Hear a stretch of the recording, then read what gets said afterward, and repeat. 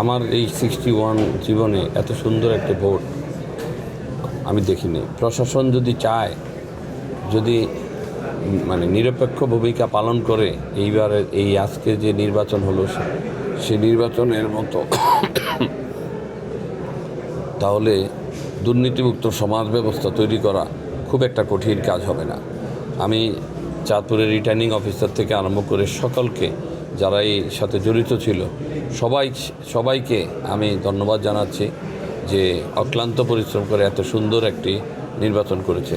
সাথে সাথে প্রফেসর ইউনূস সাহেবকেও আমি ধন্যবাদ জানাই যে তার একটি চাহিদা ছিল যে একটি সুন্দর ইলেকশন করে এই একটা রাজনৈতিক দলের কাছে সে ক্ষমতা হস্তান্তর করবে, সেটার জন্য তাকে ধন্যবাদ জানাই। নেতাকর্মীদের কাছে নেতাকর্মীদের উদ্দেশ্যে বলতে চাই, আমাদের এই জয় জনগণের জয়, সুতরাং আপনারা অতি উৎসাহিত হয়ে কোনো মিটিং মিছিল কোনো কিছু করবেন না। আমরা সবাই মিলে কাজ করব, একসাথে এই জনগণের জন্য কাজ করব। এই বিজয় অ্যাকচুয়ালি জনগণের বিজয়। এই যে বিজয় কোনো ব্যক্তির বিজয় না, এই বিজয় তারেক রহমানের বিজয়।